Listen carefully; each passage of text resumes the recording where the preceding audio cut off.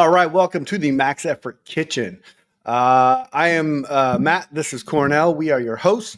You caught me in the middle of moving my drink, and I got all flustered. Anyways, Cornell. Hey, it's been a week. It's been a lot of stuff probably happened. I know you were on vacation. I didn't really go on vacation, but holidays. How you doing? I'm good. I'm tired. I feel it. Yeah. Yeah. It's like a vacation. I mean, it wasn't really a vacation. It was my parents have a cabin up in the mountains, and we went up there. But then they decided they wanted to go too. Oh, okay. So it totally changes the vibe of going up to relax to now we have to keep them happy. Oh man. I think you kind of told us a story on Polo a little bit, and I won't bring too much of that up, but it reminded me of like when when my parents were alive, we used to do those big family events, and we had a cabin, same situation, right? Mm-hmm. Loved going to the cabin by ourselves, but when the entire family was there, it still loved it, but it was challenging. And I'm not sure if your family listens to this, so I won't get into your family stuff or anything, but They don't. Okay. I'll talk a little bit about me, but like, for me, I was just like, well, God, damn, my dad's going to be there. I loved hanging out with my dad, but then you got like siblings and their wives, and then you got like the stepmom that's a little weird, and then it was just a lot. And the whole purpose of going to those things is to get away from the chaos, but it's like you're just moving the chaos to another area. No, there was like a bunch of that kind of stuff, and it was only my parents. Like I come from a fairly large family with a very large extended family now with all of the grandkids, and it's big. And this was just bringing my parents into it, and then it's like we went from just chilling, hanging out, doing nothing, literally binge watching the last season of Cobra Kai, to like, why are you still watching that? we should watch this old movie. Yeah. Or we should watch this classic Christmas movie. We're like, nobody cares about that. Yeah. No kidding. So. I've never been to Big Bear, but everything you told me about it sounds fun. But then I was like, when you started talking about the amount of people up there, I was like, wow. Oh, it's crazy.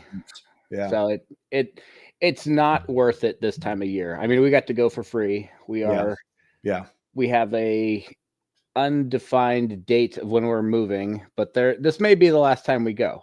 Yeah. And that was one of the things that we kind of talked about, and we're like, that would be okay if this is the last one. So yeah. Did you guys didn't spend Christmas up there, or did you? We went up on Christmas. On Christmas Day. Okay, cool. So cool. Super easy. Easy drive, no traffic, no snow. There's literally no snow up there. Really? Yeah. And the hills are all open, and they are a ripoff because there's no snow. Because there's no snow. And dude, it's so that surprises me because our 3 close ski resorts are like getting slammed with snow right now. And boy, do I wish I was up there. But there was something you said earlier that kind of like reminded me of why I'm not up there. It's like $165, $175 for a day pass. Yeah, that's what it is here. And there's $40 parking. Yeah, exactly. So.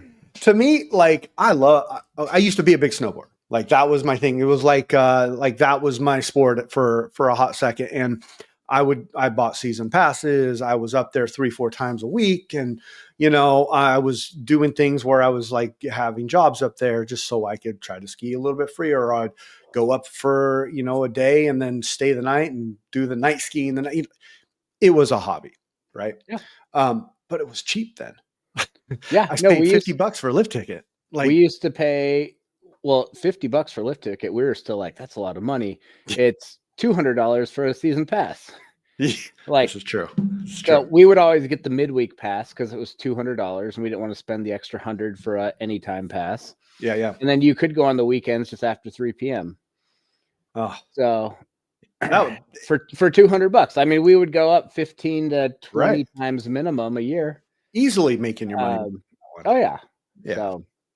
Yeah, it's tough these days. It is. It really is. And but it's, hey man, it's being on the mountain is just, it's a weird, like intense thing, but it's so calming too, because it's just like quiet. I had buddies who would always like snowboard with like, headphones in and stuff like that. I love the silence of the snow. The silence of the snow is really cool, and it's very meditative for me. So that's fun. Yeah, my favorite trip, it was one where I had like 4 friends. We'd normally show up at my house around 4 a.m. And then we'd take off. We'd get up there by 6:30. We'd go to like Carl's Jr. be on the like in line by 7:30, and they would let you up at 7:30. Right. Well, everyone bailed on me that morning, and I was like, "Screw it, I'm still gonna go." So I drove up all by myself. Nice. I had alone time. Yep. It's a drive that, like, I don't need maps. I know it. I probably know that road better than 95% of the people who were up there this last weekend. I got to the hill. It had snowed 2 days before, and they groomed it all. It was a Wednesday, and there was no one there. And I got there, and I literally walked up to the ski lift. I took the longest lift up. I had the best run of my life, just so fun. And I got to the bottom of the hill, and I was like, it's not going to get better than that. I'm going home.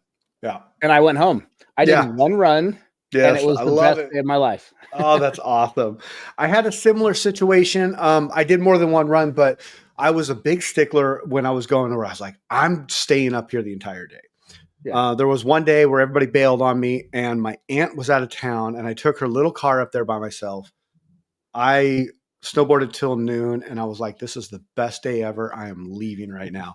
And there's something about that is just like really freeing to be able to just walk away at noon and be like, who cares? Yeah, like I got to the bottom of the hill for that run, and I looked up the hill, and you just saw my tracks. And that's cool. I sat there for like 3 or 4 minutes, like contemplating. That's awesome. And I was like, it's not going to get better than that was right there. And I'm just going to leave it there. I went home, and it was great. That's awesome. Well, that's I've always wondered what the skiing was like in California, but you painted a picture, pretty good picture there of what it used to be and then what it is now. So yeah, and it can be really good. Yeah, but it also can really suck when it's almost January and they haven't. I think they had like 2 inches of snow like a month and a half ago. Right. That's oh man, we got 2 inches. We got 5 inches of snow last night, which it's just crazy how much they're getting dumped on right now. Sure. But try to kind of transition here. I'm going to do a completely unsolicited plug here, not sponsored by any means by this or this person at all. But I do think I'm starting to read this book. I was telling you earlier, Cornell, Suffer Smarter by Sean Waxman. And I highly recommend it. It's a super easy read. I'm not a reader. I am like the guy that falls asleep after 2 pages. And I've been able to start to read this book, and it's keeping my attention, and I kind of like that. So I made a comment to my wife the other day, and I was like, man, I suck at reading. I'm not a good reader. Obviously, I buy these books and I don't read it. And so I just made a decision to start reading. People tell me you're smarter if you read. I don't know. I don't know if that's true or not, but this book, there's one consistent thing that I've really started to pick up on, and I'm not that far into it, and that is, he's writing from a perspective of an athlete, and he's a coach. And so he talks a lot about this like coach athlete relationship. And I wrote down some questions, and I think I'll just read one question here and we can kind of talk about it and we'll go on to the next. But like, I'll start with the bottom. In a individual sport, is a team necessary?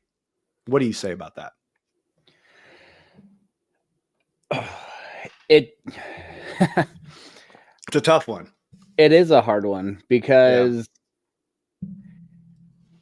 I think it is. For me, team is environment. Yeah. So it's one thing to you're competing on your own. You're on the platform on your own, and all that kind of stuff is all on your own. It's all about you and what you can do. But there's only so much that you can really do on your own. Mm-hmm. We've talked about this multiple times, and you really know how this is being a 99% garage lifter. Yeah. There's days you don't want to go out there. Yeah. And for you, there's a lot less than there was for me, but there's days you don't go out there. Yeah.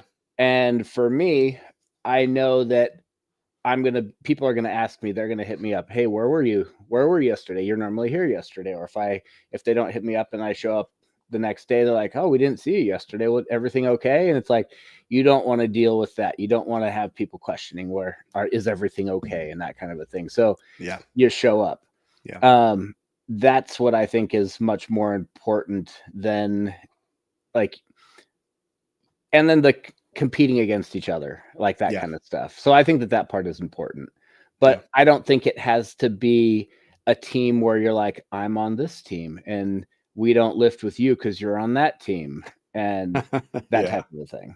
Yeah, I agree with that. I like that. So environment, accountability, and like the competition between each other makes for better lifting. And I think I am fully on board with that. I come from a perspective where I'm always lifting alone, minus 1 day a week. And there is it's a double-edged sword for me because I thrive in a team atmosphere. I do. I mean, for me, a team atmosphere is really it's exactly what you just said it was. It's environment, it's accountability. It makes you want to lift better, stronger, position wise, more weight, everything, because you're in front of people. It's like you're on stage almost the entire time. When you're down in the garage by yourself, you have a bad lift. The only person that you're disappointing is yourself. Yeah. And that's an easy one to just be like, yeah, whatever. I'll go to the next one, because we're as humans, I think we're pretty good at just like validating, oh man, well, I missed that because my kid knocked on the door, or like I heard a noise over here, whatever. I'll sit here and validate it all day. But if you have people in front of you, they're like, no, you missed that because you rushed the pole, or the bar was way out in front of you. Like, that's the kind of stuff I get when I have someone come over and lift with me. And so I think the way I want to sum this one up is a team is important, but having a gym you go to, a community is more important, because when you go to a competition, I'm going to rephrase that. A team is important, because going to a competition alone is kind of depressing. I've done it once.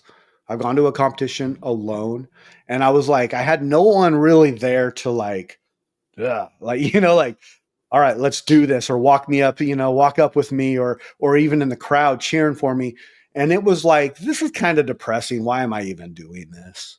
Sure. So I do think a team is important in this sport, because without that kind of environment, accountability, and competition, you don't lift the same. Yeah, especially if you're competing. Like if you're going to competitions and those kinds of things, you don't want to be the guy or the lady who's like, hey, I met you like 5 years ago. What are you doing tomorrow from 2 p.m. to 4 p.m.? Yeah, right. Because that's the question nobody wants to hear at a competition. Yeah. Yeah. So yeah, that's an interesting one. Oh, go ahead. I think there is also something to be said about, so this isn't just lifting in a weightlifting gym or a CrossFit gym with weightlifters or CrossFitters around you, but it could be the same thing lifting at a Globo gym. Yeah. I'm not trying to sound conceited or into myself or whatever, but right. Every time I go to set up for a lift, I tell myself, like, I have to do this correct, because I don't know who's watching right now. Yeah. But I don't want to miss it, and I don't want to embarrass myself, and I want it to make it look as easy as possible. Right. I don't want it to look heavy. So, but I'm not going to look around and be like, all right, who's watching? I'm not going to go till people are watching. It's like part of that not knowing who's watching makes you want to lift better. Yeah. And then if you are just totally alone in the garage, you're like, if this goes really well, I'm going to post it on the Instagram. Yeah, that's funny you say that because like last week I posted I think twice with my lifting, and both the times I filmed about 7 or 8 lifts and I only posted one. Right. And so yeah, it's exactly what it is.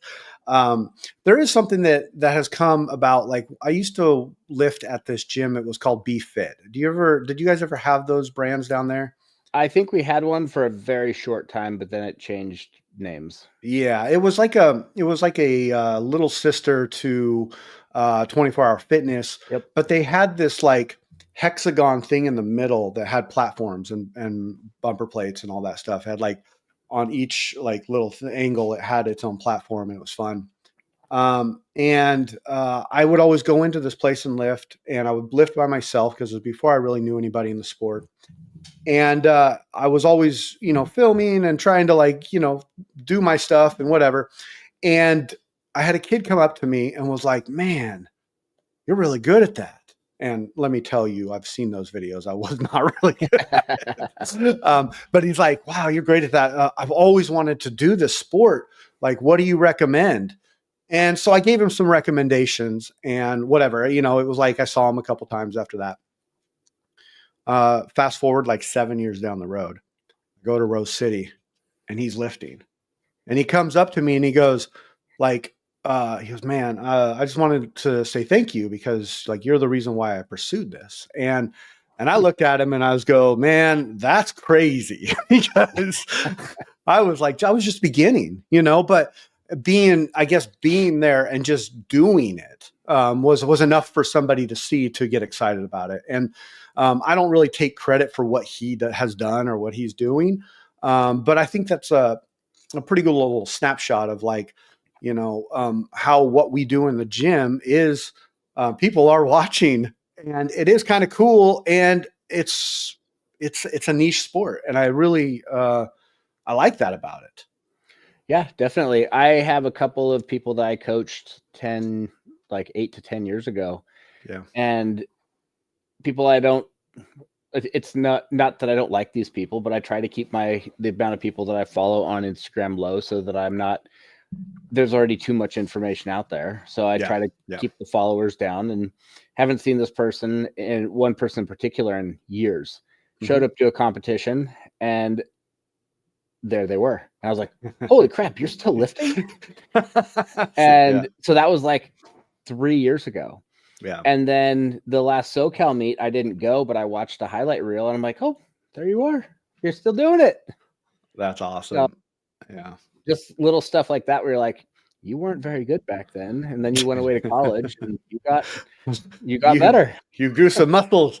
Yeah. And I mean, that's a testament to this sport, and the amount of reps you put in is really what's going to equal the success, in my opinion, because you can have perfect form, you can be the strongest guy in the world, but until consistency comes along with it, you're probably not going to do too much. You might flame out quick, you might burn out or whatever, and it's not going to be anything. But as I'm learning, the more reps I do in the snatch, the better snatcher I will be. Snatcher? I don't know if that's the right way to say that, but snatcher is a boy and the snatchess is a girl. Okay, cool. Now got that out of the way. Okay, so going back to like the coach athlete, when do you think an athlete should say, I need to get a coach? I would say from the beginning. I mean, I would get a coach before I would get shoes. Yeah. Oh, that's a really good one. I like that. The coach will tell you, don't get those Adidas Powerlift shoes. I know they're $50, but don't get them. Like, I think everybody's made that mistake. Spend a little extra. Get something used for $75, $80, and you're going to be in a lot better shape, and you're not going to waste the first $50. And yep, exactly. That's I agree with you. I think that a coach is going to help show you the way. I think a coach is going to help develop you, help form your ability. But one thing that he says in here that I really like is constantly evaluate your coach. Mm-hmm. Because your first coach is never going to be your last coach. And if it is, hopefully yeah, it's not. hopefully that's what I'm saying. Hopefully it's not. And I think that's a good thing to keep in your mind, because as we grow in the sport, we change as lifters, we change as human, and that you got to evaluate that stuff. Yeah, no, I think that is real good. And when we're saying when I'm saying coach, yep, I don't necessarily mean go out there and get a weightlifting coach as your first coach. Correct. I prefer to take someone, and I have differing opinions with a lot of other coaches. Mm-hmm. I'd prefer to take someone who's been doing CrossFit for at least 6 months. Yep. I want them to know the basics of it, because I don't want to have to teach them what a hook grip is. I don't want to teach them every little thing. I want them to have a little bit of base knowledge before, and then I can really go from there. But I don't have the patience to bring someone up from the very bottom. Yeah. I like that. I think CrossFit is a very good transition into the sport. It gives you a good opportunity to fix a lot of things. But it also gives you the ability to work with an athlete that has put some time and attention on something. Plus, it helps them to turn their brain off and not overthink it. Yes. I think that's the biggest problem that I see with a lot of people at our gym who are brand new. Mm-hmm. And I'm like, you're thinking way too much. Go next door, come back in a couple months. You're not going to be thinking about every single little thing right now. Yeah. And that's a really good point. And I can speak very closely to that, because I am an overthinker. And I'm pretty sure most people know that about me when they first meet me, but I've gotten a lot better about limiting my overthinking. But it's, I don't know where the overthinking comes from. I think it comes from a bit of trying to be a perfectionist, but I also think it comes from insecurities. So it's, but the overthinking is a hard part to get past. But if you can get an athlete past it, like, if they can get them to free their mind on that platform, man, the lifting will just, the sky's the limit. No, I think that getting someone through a mental hurdle is one of the hardest things to do. Yeah. And not everyone can do it. You'll see people who they get certain weight stuck in their head and they're like, oh my gosh, I put the red plates on. I don't know what to do now. And then they Clark everything. Or you see people there's just way too much stuff where they want it to be perfect. I'm like, I've only done like 2 or 3 perfect lifts in my life. Yeah. Right. It's not going to be perfect. And the more you think about it, the less perfect it's going to be. Yeah. And there's something to be said about just what CrossFit can teach you to do, even though you're going to do it wrong, is you're going to learn to just grip it and rip it and go. I remember lifting with this guy on our old team from Kentucky named Jake. Yeah. Stupid, strong man. Yeah. Yes. Yes. I remember how strong he was. And I remember I think he snatched like 115 like the first week or two that we were on the team together. And it was on live stream. And he's like, cool. And everyone's just like, wow, that was amazing. He's like, oh, that was good. Like he didn't even know that was heavier than like 90% of the people on the team could snatch. Yeah. And he was just like, oh, is that considered good? He was like, it didn't look pretty, but that's it. That's such a interesting place to be in, when you just don't know what you're lifting is good, and then people are like, oh my, what just happened? And you're like, oh yeah, I could do it again. But I've never been in that position, so I don't know. But I find it to be inspiring to see somebody do that, because that's the exact opposite of an overthinker, right? Like that's somebody who's just free and out there having fun lifting. Yeah. Doesn't really care about the weight. Yeah. Yeah. Interesting. Okay. So I'm going to flip it on you now. Okay. When should you not have a coach? you should not have a coach when you don't believe what they're doing is right. And you are I'm not saying you should just go talk to a bunch of other people. Yeah. If you're not progressing, like leaving a coach doesn't necessarily mean that they're a bad coach. Correct. There's a lot of different things that could be involved with that. If you're not progressing, that could be one thing. A lot of coaches, they want to coach in the way that they were taught, and that's the only way that they know how to do it. Mm-hmm. And there's a lot of coaches out there like that. And there's also a lot of coaches who, I have one coach that I really do respect. I'm not going to drop names. Yeah. He made some comment once to me that I was like, how'd that look? He's like, that was really good. If you join my team, I could break you down and then build you back up and you could lift a lot more. And I'm like, I'm 12 years into this. You just watched me snatch over 150 kilos. I don't think I have the time to be broken down and built back up. Yeah. Yeah, I would say, and that's a really good point, because you're 12 years into it. Why would you want to do that? Yeah. I look at every snatch attempt over 140 is like, I hope this isn't my last lift. And they're talking about bringing me down to 100 kilos for a year.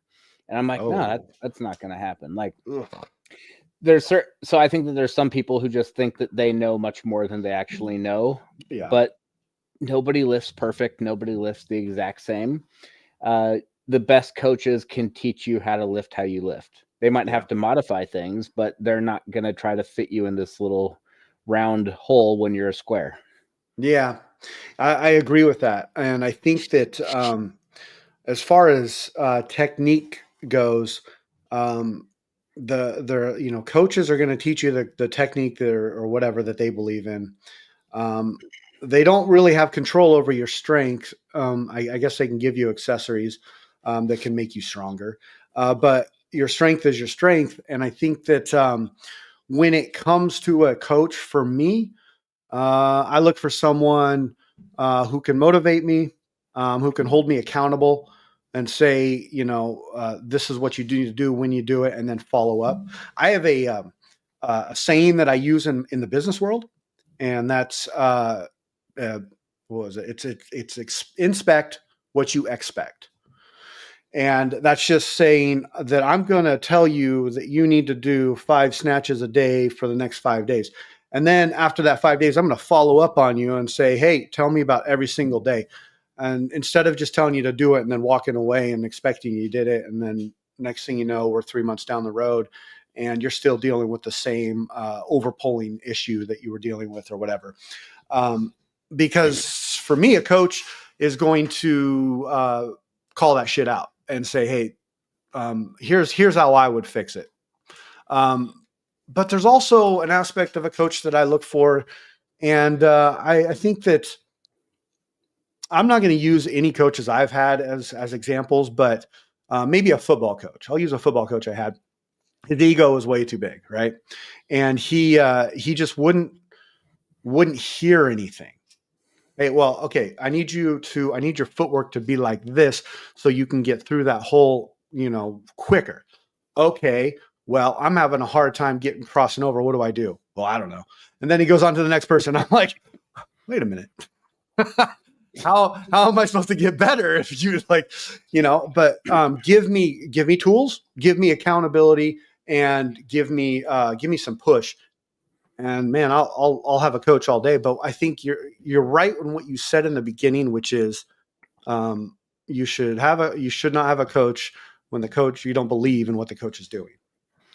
Yeah, I think that a lot of coaches, they like to give you a lot of stuff to do because they feel like that's what they're supposed to do, is they're supposed to complicate it to make it seem like they know what they're doing.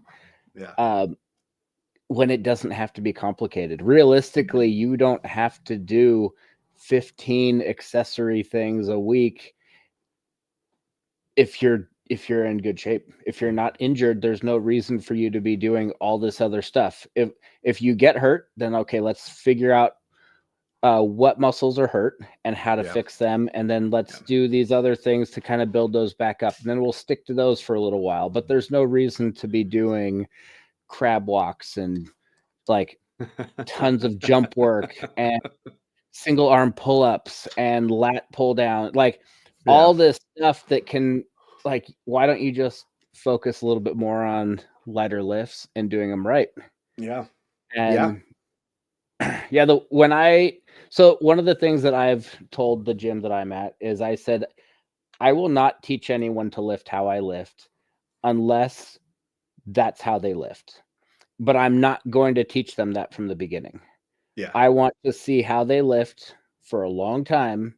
And if I know that by me changing some stuff being more how I lift, because I don't lift textbook, then I'm going to start changing the way that they lift. And there's one guy in particular that he would always rush the bar. Right when the bar would pass the knee, he would start pulling up with his chest and his heels would come up and he was jumping like a foot forward. And then finally, I'm like, we got to learn some bar body contact. We need to do some of these other drills. And I was like, all right, there's a straight arm and there's a bent arm. And then there's something in the middle. We're good with something in the middle.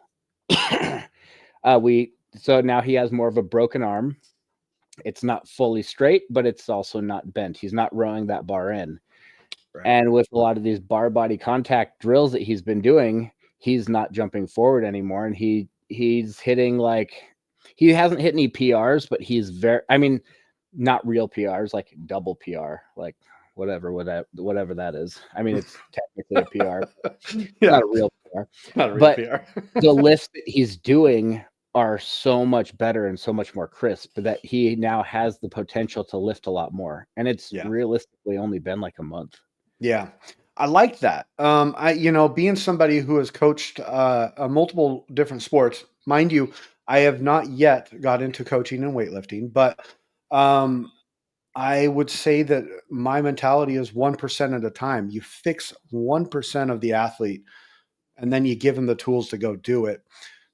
Because if you just try to do everything for them and tell them how to do it, I just don't know if there's progression. But if you take one thing and you say, here, try not moving your feet. And then next thing you know, that's starting to work. And then maybe some other problems come up and you're just like, hey, try to extend your pull. No, I'm not going to use that one. Never mind.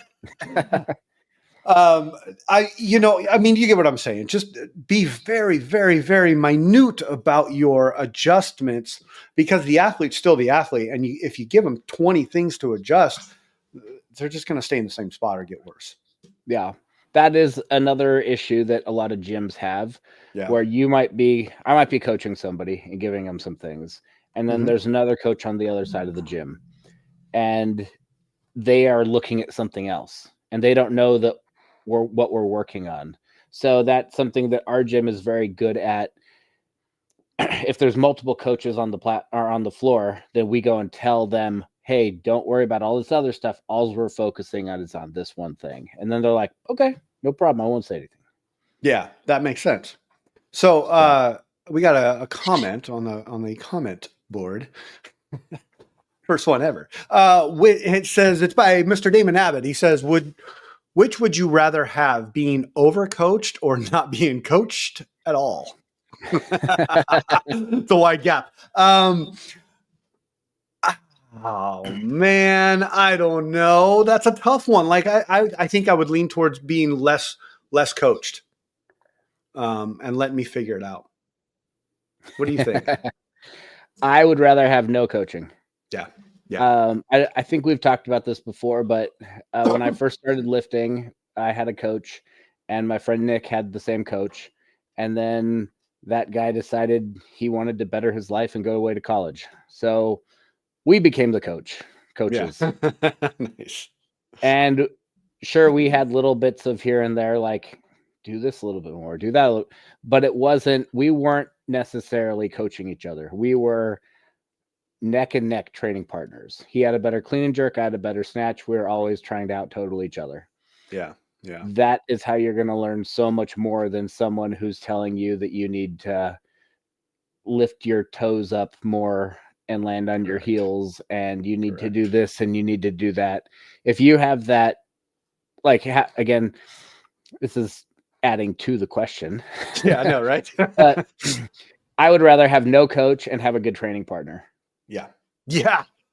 Oh, dude, any day of the week, I will take a good training partner over having a coach. Wait, hold on. Did I say that? I 100% would take good training partners over any coach. I would take a mediocre training partner over the best coach in the world. Yeah. You will 100%, be better. 100%. I couldn't agree with that more. I mean, I've told Damon this when I used to lift with Eric. I even told him this when I used to lift at that Be Fit. I actually got into a group of like 4 guys that would lift at 4 a.m, and they were really good, like ex-football players that were lifting and just having a good time lifting, not on teams or anything. And I lifted really good with them. But when the training partners is the freaking key. Because what you said it earlier, like people, you compete with each other. Yeah. You don't want to see him make that and then you not. You know what I mean? Like, yeah. No, that is, if you want to get good in the sport, you need to find people to lift with. Yeah. And agreed. That's going to do so, like, because a lot of people are like, oh, I don't even know what I'm supposed to do. Yeah. There's a million programs out there and they are dirt cheap. Yeah. And it's not hard to get a program, and then it's not hard to, I mean, you pay for a program once, you have it, depending on write it down or how you got it. Or you can just you can go buy any weightlifting book, and at the back of it gives you a template. Yeah. I feel like every weightlifting book I've ever bought has a template on how to write a program. Go get the Fenley book from Weightlifting House. There you go. You're going to have one of the most basic, like, straightforward, you will progress programs you can do. Right. I mean, spot on, dude. Spot on. I love that you brought that up. And you know, it goes along with something you said to me a long time ago, which was, you know, being a garage lifter is great, but you're leaving about 10% on the table because you're lifting by yourself. Maybe those weren't your exact words, but that's how I remembered it. So, it was that, and it's at least 10%, because if you have the best scenario in your garage, then you're leaving 10%. But if you're not wanting to go out for the day, you missed a couple snatches and then decide to go, and you're leaving way more than 10% on them. Yeah, exactly. Exactly. Yeah. I mean, you know, I think about it a lot. Like, what if like Damon and I lift in 5 days a week? Or what if, you know, you and I lifted every day? Like, you know, what would our lifting look like? And I think that as an athlete, you should question that and go find people to lift with, you know, like give it a run, see what happens, because I've experienced both ends of it. And it's absolutely, I mean, the data's there, man. It's true. Lifting harder, stronger. You're getting done with your workouts more efficiently. Mm-hmm. You're not sitting for 4 minutes checking the phone, you know, like you're on you got a whole cadence going. Like it's a man, that's I think that's the best thing that's come out of this show, is the fact that like training partners are number one. Yeah. And one of the things I've been doing a lot recently is when I do lift with people, I lift their weights. I don't lift my weights. Yeah. And I go through the whole program or whatever. Like if we're doing snatching, I go through all the snatches with them. I like that. And if it's a day where like, I don't always do this, but then I might be like, hey, I'm going to take a couple more while you're going to the bathroom or whatever. Mm-hmm. And then let's say I'm snatching up to like 100 or 110 with somebody. Yeah.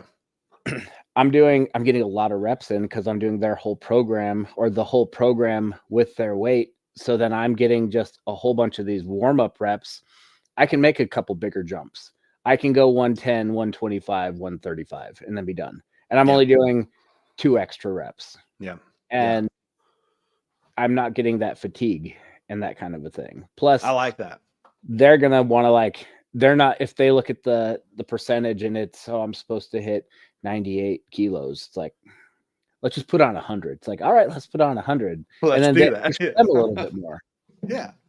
Yeah, no, I like that. And I think from the other side, And Damon does this a lot, where like when we get to his point and where he calls it, he'll do pulls while I'm doing my weights. Yeah. And I think that's just like it's so smart. Like you're just gaining you're pulling my weight that as I keep going. And that's like, I think no, I've never done that with you, but if I ever did lift with you, that's what I would do. Cause I want to see what, 125, 130 feels like pulling in a snatch grip. Like that's just that. I think that just helps you as a lifter. I think pulls are great. Yeah. I mean, the first time I squatted 200 kilos, Nick was squatting, and he was always squatting so much more than me. Yeah. And I didn't do this all the time, but I just said, I just want to go pick it up. I'm not going to squat it. Yeah. So I picked it up and I walked it out, and I stood there for like 15 seconds. And then I was like, screw it, I'm just going to go for it. And I squatted it. I was going to just ask you, if you told me you re-racked it, I was going to be like, how did you re-rack that? Like, you just got to go for that in that moment. But I think I tried it like 3 or 4 times before that over the past like month and a half, 2 months, and I kept not getting it. And I was like, I just want to pick it up. I just need to feel what it feels like. I love it. I love it, dude. This has been a great conversation. We're at 41 minutes, but I just want to put a little proclaim out there, and proclaim, I don't know if that's the right word, but just say something like, this is not a bash on coach session or show. This is just getting you to think about like what you're doing as an athlete, what you're doing as a coach. And I think in my world, the more perspectives, the better, because it gives you the opportunity to build your own opinion. And I think that we need a lot of that in this sport.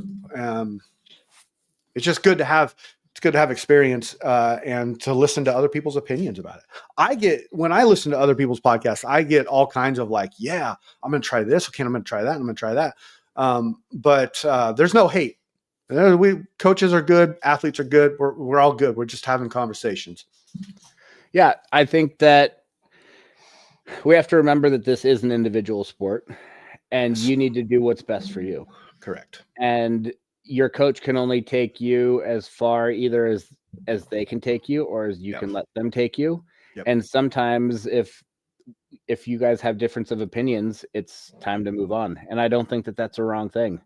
It's an absolute okay thing. I wouldn't bounce around every 2 to 3 months, but if you've put a year and a half to 2 years in, and you're kind of at that point where it's like either you're not progressing or you're just not seeing eye to eye, or you're just kind of seeing maybe you're not a priority. And I'm not saying that everyone is supposed to be a priority.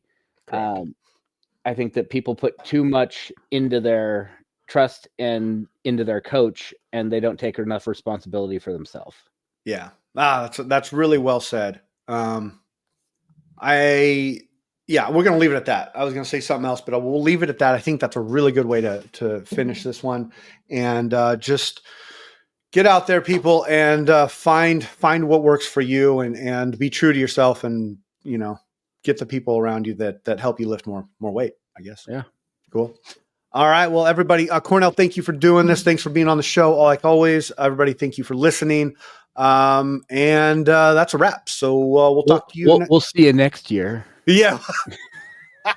Dude, I was biting my tongue to not say it. I was like rambling right there to not say it. I love it. Love it. Love it. See you all next year. Have a great year, and bye-bye. Bye.